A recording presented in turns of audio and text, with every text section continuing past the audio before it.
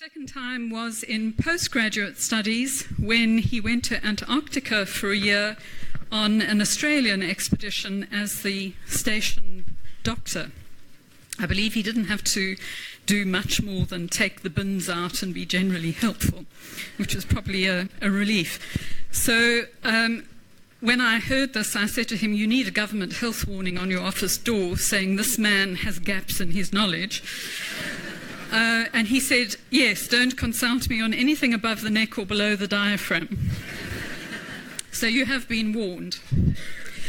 He's also been on mountaineering expeditions to Pakistan, Nepal, Peru, Bolivia, Kenya, and Namibia. He's flown gliders, which qualifies him for the air section. But the second reason I've asked him is that he's a very popular speaker, particularly in the medical profession where there's standing room only at his talks. And he's given talks on topics such as The Last Taboo, A Tasteful History of Cannibalism. These all have a kind of medical theme to them. The last one was John Franklin, the man who ate his boots, trying to discover the Northwest Passage. And scurvy, an orange a day keeps the doctor away. So I'll hand you over to Joe and the delights that he has for us today.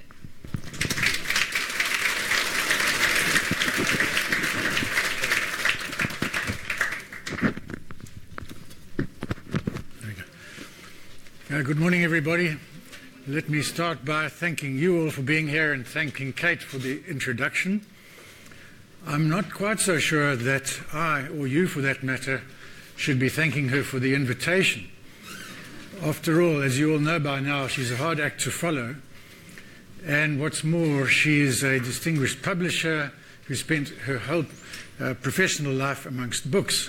So you have to seriously question her sanity in delegating this talk about books to a semi-literate cardiologist. But nevertheless, thank you, Kate. So my pleasant task is to tell you about some more excellent little-known books in this category of travel and exploration. The excellent part is very easy. You can find lists of celebrated books on Google. But excellent and little-known is much more difficult, especially for a well-read audience like yourselves. So ultimately it comes down to a matter of personal opinion. And so what I've done, I've just taken 10 of my personal favorites, some old and some new, and I hope that you'll enjoy them. Inevitably, some of you will have read some of them. I hope nobody has read all of them. And at the very least, I hope that for most of you, most of my choices will be new. So let's start with Nathaniel Philbrick's epic In the Heart of the Sea. Now, I'm sure some of you will have read it, but it is an epic. And its full title is The Tragedy of the Whale Ship Essex. Its excellence is not in doubt.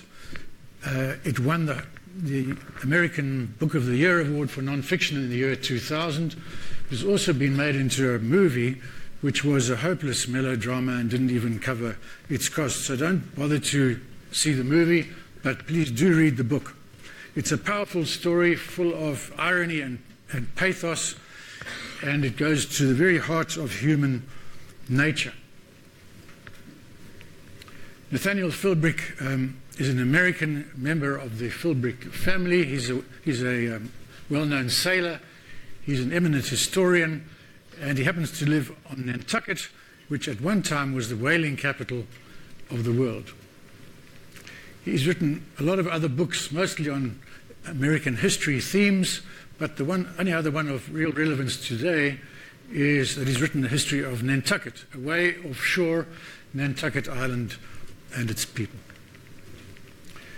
So the story of the whale ship Essex begins in August 1819 when she left Nantucket for the Central Pacific, for the whaling grounds of the Central Pacific, via Cape Horn. There she is. And it took her a year and 3 months to get to the whaling grounds. And then things went very badly wrong. On the 20th of November, 1820, she was attacked, the ship was attacked and sunk by an enraged sperm whale. The crew of 20 were mostly out in the boats at that time, and now they had to deal with this sudden loss of their ship and all their possessions. And they had to make a momentous decision. They had to decide what they were going to do. They could either sail downwind, westwards, towards Polynesia, or they could turn back and sail eastwards to the west coast of South America. And sadly for them, they had heard rumors about cannibalism in Polynesia, so they chose the much longer and more difficult route eastwards back to South America. So this is where she was sunk, about 1,500 nautical miles west of the Galapagos. And first, they had to get south into the zone of the west winds before they could make eastwards towards South America. And so they set off to the south, about 1,400 miles south. By the time they got to this group of islands here, which they didn't really even know about, they were already starting to suffer from malnutrition and dehydration. They were very lucky to find an uninhabited island called Henderson Island, where they found fresh water and they found something to eat, and they stayed there for about 3 days and to a certain extent recovered their health. 3 of them then decided that they were going to stay on Henderson Island, take their chances on Henderson Island, even although it was uninhabited, and the other 17 got back into the 3 boats. And this is the grim accounting of what happened to them. I shouldn't be telling the whole story, otherwise you won't read the book. But the point is that 12 of them died, and only 8 survived. 1 boat with 4 men aboard disappeared without trace, and then men began to die of malnutrition and dehydration. The first 2 who died were buried at sea in the normal way. They were thrown overboard. But about a month after they left Henderson Island, their decision about Polynesia came back to haunt them, and they started to consider the possibility that they might eat the next person to die. And so they did. So the next person to die was not thrown overboard, he was eaten, and the same thing happened for 4 more men. And things then got even worse. In 1 boat with 4 men aboard, they decided they didn't want to wait until somebody died. They would draw lots to see who should be eaten next. And so they did, and the lot fell to a chap by the name of Owen Coffin.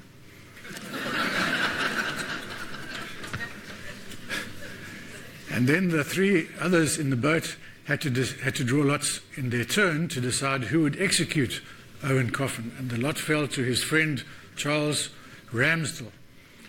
And that is what happened. So Owen Coffin was executed and eaten.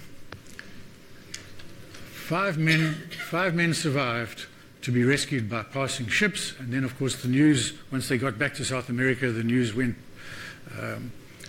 out, and a ship went to Henderson Island and rescued the remaining 3. Now, 2 members of the crew subsequently set down their memories of the voyage.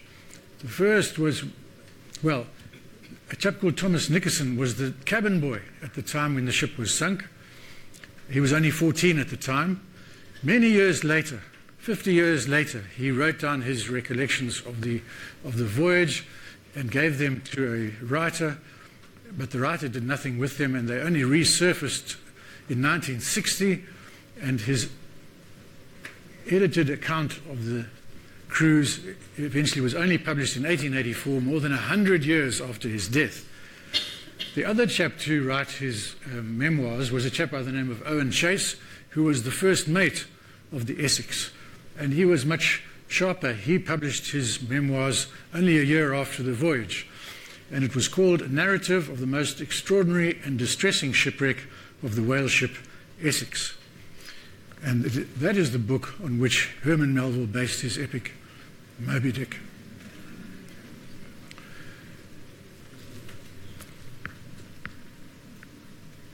Some years after this whole incident, a chest was found floating in the water in the area where the Essex had sunk and was subsequently donated to the Nantucket Historical Association.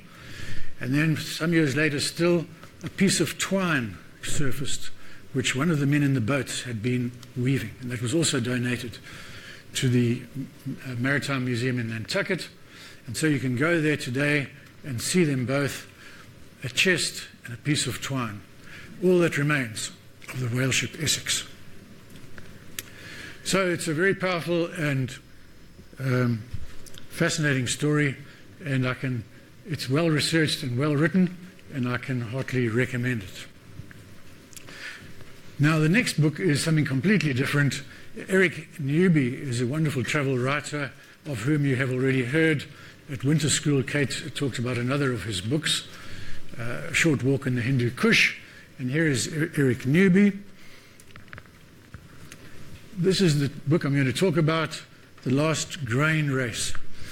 It was first published in 1956, and it's the story of a voyage that he made from Belfast to South Australia and back to Ireland to load grain. This was in the 1930s, when that sort of work was about the only thing that was profitable for ships still dependent on the wind. Somebody said, Mr. Newby's book has an indescribably pungent flavour. His ear for dialogue is wonderfully acute, and it's impossible to read the book without laughing. So it really is a wonderful book. It's a personal favourite, very much so. There's Eric Newby. He had a distinguished war career. He was awarded the Military Cross. He was captured by the Italians and spent some time in prisoner of war camp, but then he escaped and was helped to hide in the Apennine countryside by a Slovenian girl who he subsequently married and who accompanied him on his travels. After the war, he worked in women's fashion. Can you believe it?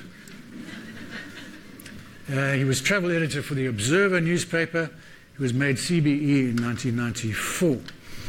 After he died, a colleague wrote of him, "It is very sad that we shall never again see that ubiquitous trilby perched with the precision of a lightning conductor above that handsome, weather-beaten face, or hear once more that charming chuckle."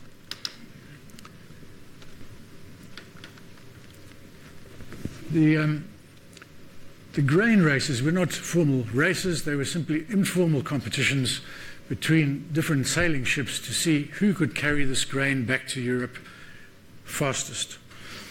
And in 1939, the year in which Newby shipped in a sailing ship, she actually happened to be the winner of the race.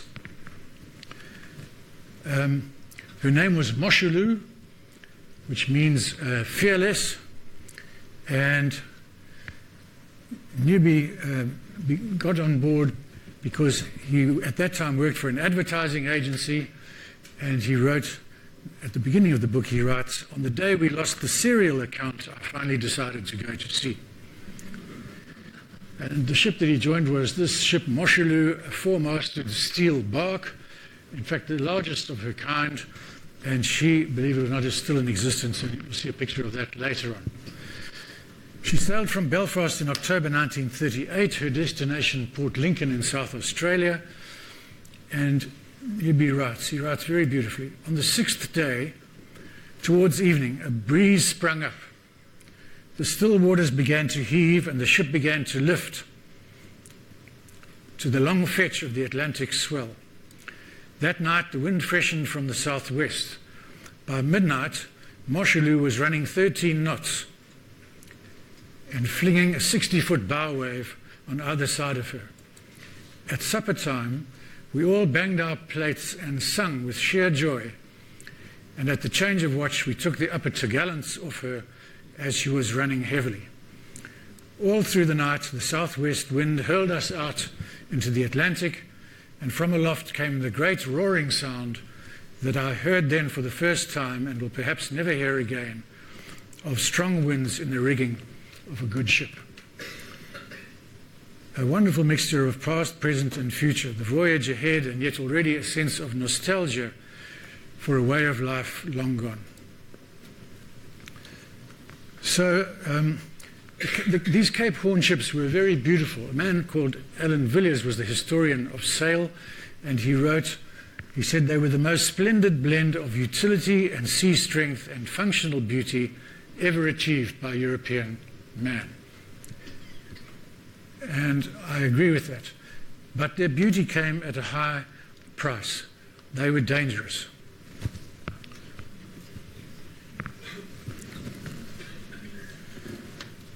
The crews were badly paid and the work was extremely hard.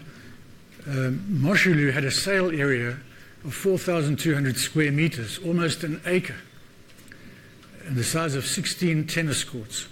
So it was extremely hard work. She arrived in Port Lincoln after 82 days at sea, after sailing 15,000 nautical miles, 27,000 kilometers. She sailed again in March, and she arrived off Queenstown in Ireland 91 days later, the winner of the last grain race. Here she is in Prince's Dock in Glasgow. Go back a little.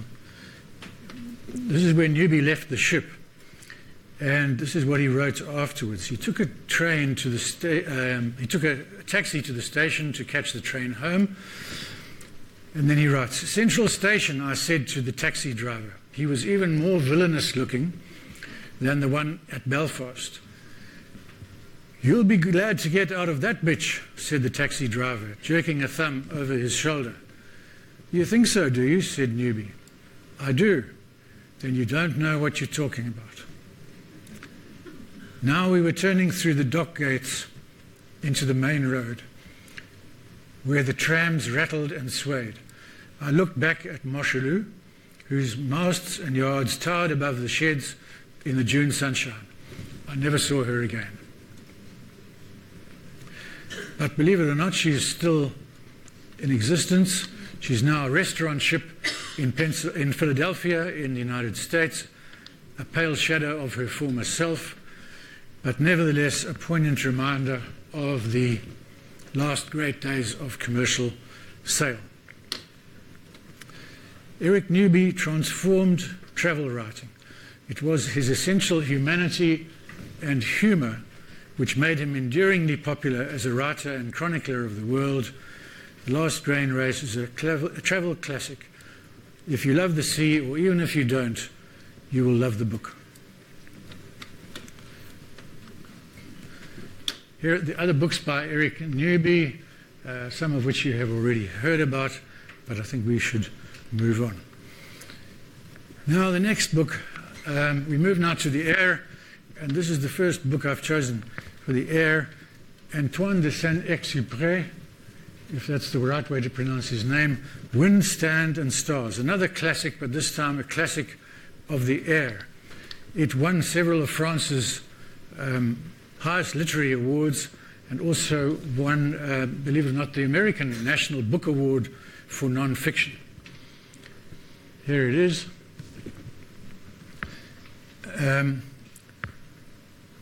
And it's listed on National Geographic's list of the 100 greatest adventure books of all time. It ranks number 3. It's extremely highly regarded. High praise indeed. This is Saint-Exupéry. Before World War II, he was a successful airline pilot, flying for a firm called Aéropostale, which was the forerunner of Air France. And he was a pioneer of international postal flight. He relished the comradeship of the air, and he dedicated the first French publication of Wind, Sand and Stars to his friend and fellow pilot Henri.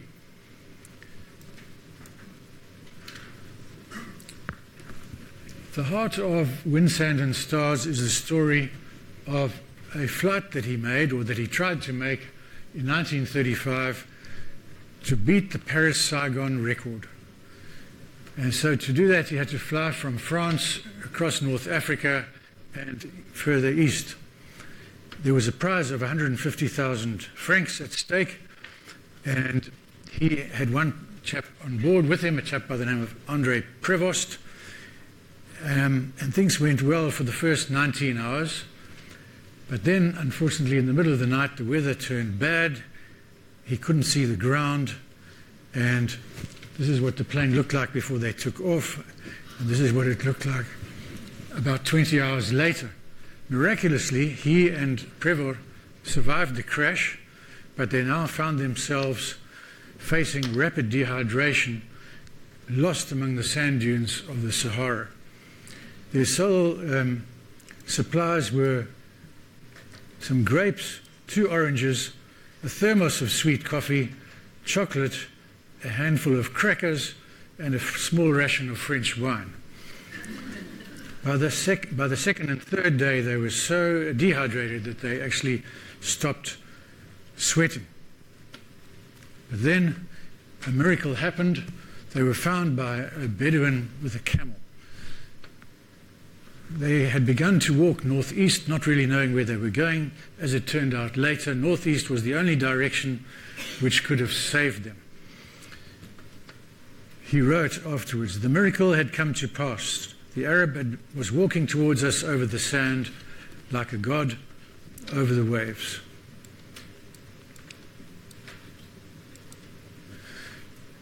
You Bedouin of Libya who saved our lives, you are humanity, and your face comes into my mind simply as man incarnate. You, our beloved fellow man, did not know who we might be, and yet you recognized us without fail. You came towards me, bringing the gift of water. It did not seem to me that you were rescuing me. Rather did it seem that you were forgiving me, and I felt I had no enemy left in all the world. After Germany invaded France, he joined the French Air Force, flying reconnaissance missions until France's armistice with Germany in 1940. And he then went to America and spent 27 months there trying to persuade the Americans to enter the war earlier than they actually did. He started flying again in 1943, and then he resumed his bad habit of reading and writing while flying solo. On one occasion, he circled the airport for an hour or so he could finish a novel. But in July 1944, he took off on a reconnaissance mission from an airbase in Corsica, from which he never returned. He is very highly regarded. He's revered in France. This is his memorial in the Pantheon in Paris, to the memory of Antoine de Saint-Exupéry, poet, novelist, aviator, missing in the course of a reconnaissance mission, 31st of July, 1944. He was an officer of the Legion of Honor of France. His portrait and several of his drawings from The Little Prince appeared on a French banknote for a while until the advent of the euro. And on the centenary of his birth, the Lyon airport was renamed the Lyon Saint-Exupéry Airport. In fact, the bullet train, which goes from Lyon to Paris, is named after him. If you go to Morocco and to a place called Cape Juby, you'll find another monument to him and to the firm Aeropostale, for whom he was flying in those days. He wrote more than just Wind, Sand and Stars. He wrote other wonderful books about aviation, but the book for which he is best known is, of course, The Little Prince. And The Little Prince is actually remarkable. The Little Prince is one of the most translated books in the world. It's been translated into about 300 languages. It still sells about 200 million copies every year, many, many years after it was first published in 1943. and it has in fact become one of the most successful and best-selling books ever published. In December 2016, it was a celebration in Paris remembering the 70th anniversary of the first publication of The Little Prince. There it is. Right, so the next book, also about aviation, also a wonderful book, very, very lyrically and beautifully written by a chap by the name of Cecil Arthur Lewis. He was Britain's last surviving World War I flying ace. He learned to fly aged only 17. He had to lie about his age to get into the Royal Flying Corps, and with fewer than 20 hours on his logbook, he was sent to France in 1916 to patrol over the trenches.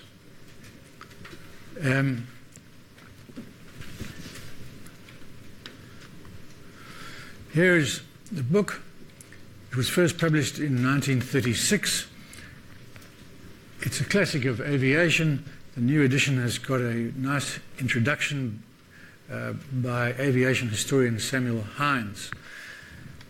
Critics have called it a magical evocation of the lonely battle fought in the clouds, or classic, the definitive account of aerial combat, full of passion and poetry. In 1993, more than 70 years after the days which the book describes, Cecil Lewis wrote a new foreword to Sagittarius Rising. He wrote, "It's bound to be a matter of some pride to a man to see his own work, long since completed, still finding a place in a world unborn when it was written. And it's an added pleasure if, albeit somewhat fossilized, he is still around to witness the event. The land and the sea are long since mapped and parcelled out. Only the air and all beyond, the greatest mystery of all, was still unmastered and unsung when I was young. A million starry mansions wink at us as if they knew our hopes and beckon us abroad. All that I shall not see, but at the start, the little lost beginning, I can say of one small part of it, here is the witness of my heart and hand and eye of how it was." It's a book that should be read by anybody with an interest in aviation or the history of aviation. So in 1916, he flew with 3 Squadron and was awarded the MC for his actions during the Battle of the Somme. He flew a whole variety of incredibly flimsy and almost defenseless aeroplanes like the SE-5 and the Sopwith triplane. And then on July the 1st, 1916, he was flying over the trenches in the Battle of the Somme. Witnessed a huge explosion, which I won't go into. The first day of the Battle of the Somme was, in terms of casualties, as I'm sure you all know, the worst day in the history of the British Army. Somehow, miraculously, Lewis survived the war, but many of his friends didn't.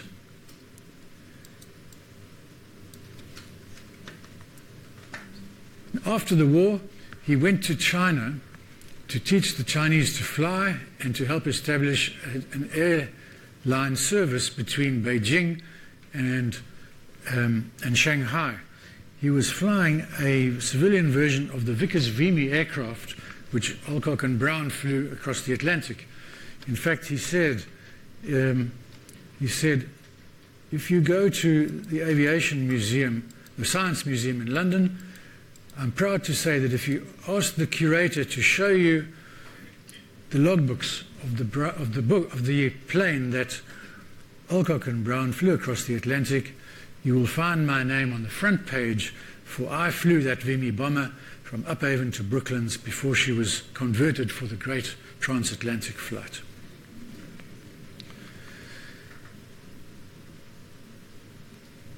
Later, he became a co-founder of the British Broadcasting Company, the forerunner of the BBC, the British Broadcasting Corporation, in 1922. in 1947, he flew this aeroplane, a Miles Gemini, to Johannesburg and started farming in the Transvaal as it was then. But that didn't work out, and he then went back to London and spent most of the rest of his life in Corfu. Amazingly, he also won an Oscar because he helped to write the screenplay for Pygmalion. So he won an Oscar for that in 1938. So he was a remarkably versatile man. In his 94th year, he flew a tiger moth from a grass airstrip at Badminton. He made a perfect landing in a 15-knot, 90-degree crosswind. And he said, flying is just like riding a bicycle. You never forget how to do it. At the age of 98, as president of the Tiger Moth Club, he was unable to attend their annual dinner, so he sent them a tape recording of his thoughts. We who fly do so for the love of flying. We are alive in the air with this miracle that lies in our hands and beneath our feet. You can't get that feeling in anything else, that feeling of leaving the earth, of going to heaven and really lifting yourself up off this flat dish of earth into the 3 dimensions of God. I wish I had time to read you the last 2 pages of the book about the last flight that he made in Beijing. It is extremely lyrical, but I'll leave that pleasure to you when you read the book yourselves. It is very beautiful. So now we move to the mountains and to a chap called Joe Simpson. Now, I only discovered the day before yesterday that the movie was actually shown here at summer school yesterday. And I hope that some of you will have had the chance to see it. Did many of you see it? Fabulous. Well, unlike the movie made of the whale ship Essex, this is a brilliant movie, a movie which does justice to the book. But if you haven't read the book, please do yourselves a favor, read the book as well, because it's extremely well written.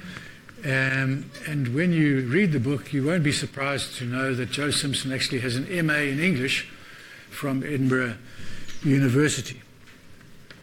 So many of you will then know the story of Touching the Void.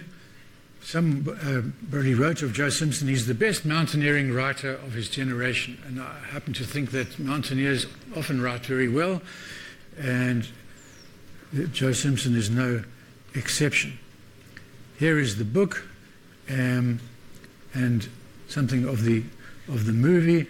By the way, you can also watch the movie online on YouTube, and if anybody wants it, I do have the YouTube address through which you can watch the movie at your leisure.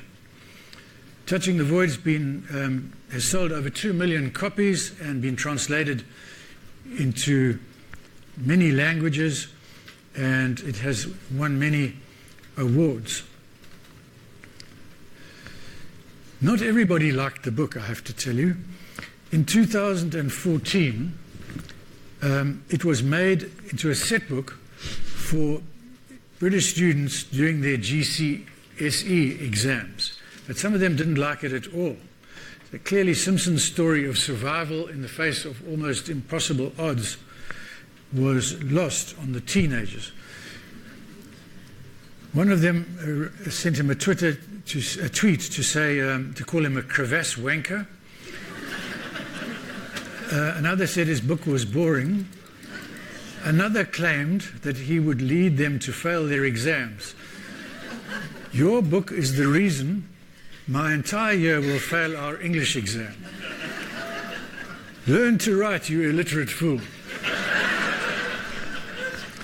And then perhaps, best of all, but perhaps more understandable, I am a student who learned English. You are a stupid who fell down on the mountain. We are waiting you in Turkey.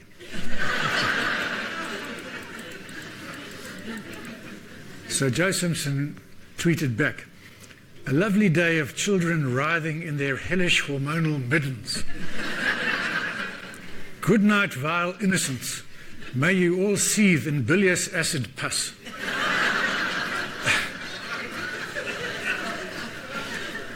He told one student, "Adios, stupido," and called the remainder illiterate saddos. Brilliant. Well, you all know the story. Joe was partnered by a man called Simon Yates, and he sadly and unfortunately and undeservedly became known as the man who cut the rope. And you will mostly know the story. They went to Peru, to a beautiful range of mountains in the north of Peru called the Cordillera Huayhuash, to climb the west face of Ciudad Grande, 6,300 meters odd. The ascent went reasonably well, except that it took them much longer than they thought, and they ran out of gas, so that they couldn't melt snow and became dehydrated. They reached the summit, feeling very pleased with themselves, but on the descent, Joe Simpson slipped and landed awkwardly, fracturing his leg. He said he suffered a rare fracture of the articular surface of the tibia, what is known in the medical world as a Schatzker type 4 medial tibial plateau fracture, and in the climbing world as really, really painful. With bad weather closing in and daylight fading, they needed to descend very quickly to the glacier, which was 1,000 meters then below them.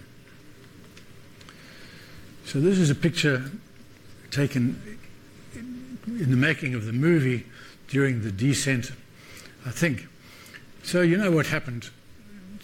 Simon Yates tied two pieces of rope together, and he lowered Joe Simpson down the mountain till he came to the knot. And then Joe Simpson had to stand for a bit and take the slack off the rope so that Simon Yates could untie the knot, pass the knot through his belaying plate, retie the knot, and start lowering him further. And they did this several times with the afternoon wearing on. And then came a time when Simon Yates came to the end of the rope, and all of a sudden there was no rope left, and Joe Simpson was still hanging on the rope. So they were not able to communicate because the wind was blowing and they couldn't see each other, but clearly the fact that Joe Simpson's weight was still on the rope made it impossible for Simon Yates now to pass the knot through the belay plate. So it was stalemate. Joe Simpson was not able to climb the rope, and Simon Yates was not able to lower him any further. What could he do? He did the only thing that it was possible for him to do. He took out his knife and he cut the rope. And of course there'd been a lot of controversy about it, whether he tried hard enough and whether he did the right thing or not. What actually happened was that Joe Simpson miraculously fell through the roof of a crevasse, did not sustain any further major injuries. The next morning he was able to crawl out of the crevasse. It took him 3 days to crawl down the mountain, and he arrived at base camp on the evening before they were due to walk out. He said it was pretty awful. In fact, it was very awful. He said one of his worst fears that he would die listening to the music of Boney M singing Brown Girl in the Ring. That was his worst nightmare as he dragged himself down the mountain. But what is very refreshing, what I found wonderful, the dedication of Touching the Void runs like this. To Simon Yates, for a debt I can never repay, and to those friends who have gone to the mountains and have not returned. And elsewhere in the book, in fact in an epilogue, Joe Simpson makes a point of saying that Simon Yates did exactly what he would have done in the same circumstances. That didn't mean that they were necessarily friends ever after. They weren't. They didn't see much of each other. But nevertheless, Joe Simpson, to his great credit, never blamed Simon Yates. In fact, it worked out wonderfully well. He said he reflects on what would have happened to his life if he had not had the accident. A part of me thinks I would have gone on to climb harder and harder routes, taking greater and greater risks each time. Given the toll of friends over the years, I'm confident that I would not be alive today. In those days, I was a penniless, narrow-minded, anarchic, abrasive and ambitious mountaineer. The accident opened up a whole new world for me. Without it, I would never have discovered hidden talents for writing and public speaking. I do sometimes wonder whether I just got lucky. Life can deal you an amazing hand. Do you play it steady, bluff like crazy, or go all in? I'll never know. These are some other books he's written. I don't know his fiction, but the other books about mountaineering are all very well worth reading. And The Touching the Void is a mountaineering classic, so if you don't have it or you haven't read it, please do read it. Now we move to another mountaineering book written by a chap called Wade Davis. This is a more recent book. Wade Davis is a remarkable fellow. I had not heard of him before I read his book, but he's an anthropologist, an ethnobotanist, and he is a National Geographic Explorer in residence. What a wonderful job to have, to be a National Geographic Explorer in residence.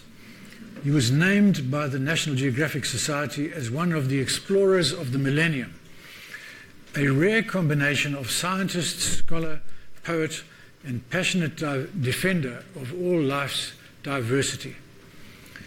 His work has taken him all over the world, mostly working with indigenous people. This is the book. It won the 2012 Samuel Johnson Prize, which is now called the Baillie Gifford Prize, the UK top award for non-fiction, the non-fiction equivalent of the Man Booker Prize.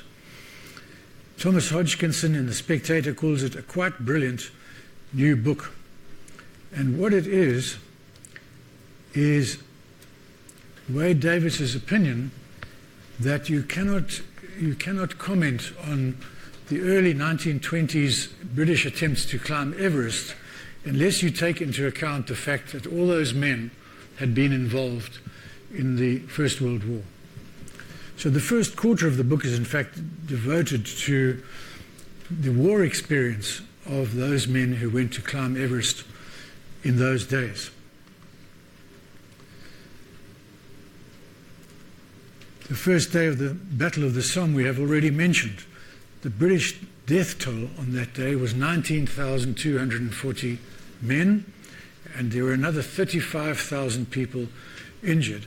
And most of the climbers of those years served in the forces in those times. The hero of the book is, of course, George Mallory, who was arguably the finest climber of his day. He read history at Cambridge, and in World War I he served in the Royal Garrison Artillery, and he took part in the Battle of the Somme. After the war he was a master at Charterhouse, but he actually resigned to go and try and climb Everest. Mallory was by all accounts absent-minded, or loscop as we might say, a brilliant but exasperating amateur. And this may have had some unforeseen consequences when he and Irvine lost their stove on the final climb of Everest. These are the 9 members of the 1924 expedition. There is George Mallory, second from the left, and to his right is Andrew Irvine, or Sandy Irvine as they called him, who, as you know, was his partner on that final and fatal climb. This is a picture looking up the Rongbuk Valley towards the north side of Everest from the monastery, the Rongbuk Monastery, the highest in the world. I think it's a telephoto. They've used a telephoto lens so that the mountain looks much closer than it actually is. It's at least 25 kilometers away, so you can see how it absolutely towers above the Rongbuk Valley. Here's a different view, which you can see it's further away. And here in the foreground is the Mallory and Irvine memorial.